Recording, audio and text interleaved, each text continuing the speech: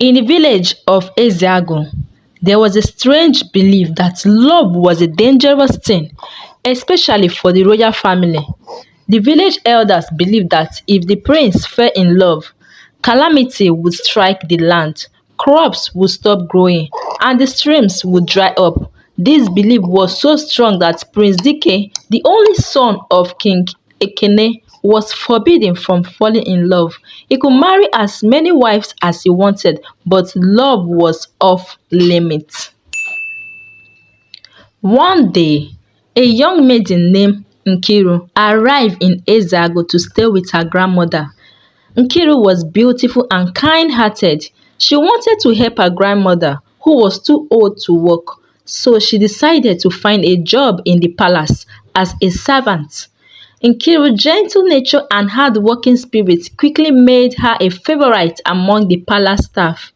When Prince Dike first saw Nkiru, he was captivated by her beauty and grace. It was a spark had ignited in his heart, something he had never felt before. He tried to ignore it, but as days went by, he found himself drawn to her.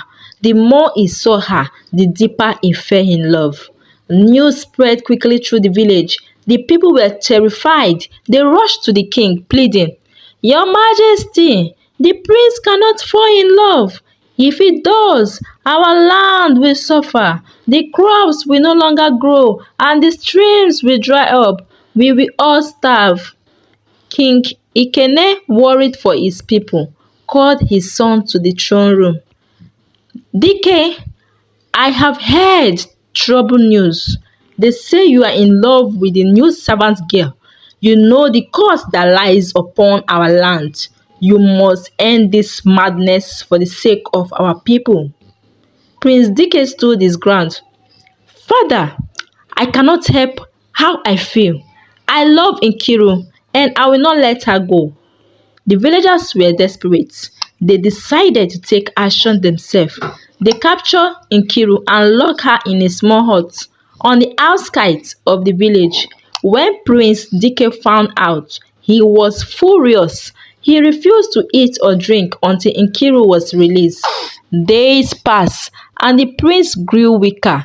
King Ikene, seeing his son's condition, was deeply troubled. He did not want to lose his only son, but he also couldn't let the village suffer.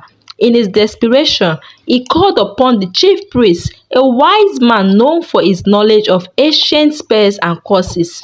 The chief priest arrived and listened to the king's plea. After a long silence, he said, "The curse upon our land can only be lifted by the staff of water, hidden deep within the forbidden forest. Someone must retrieve it and strike it on the ground in the center of the village. Only then will the spell be broken and the prince can be free to love." The villagers gasped in fear. The forbidden forest was a dangerous place, full of wild beasts and dark magic. No one wanted to go. "It is too risky," they cried. "The forest is cursed. We cannot go there." Then the chief prince spoke again.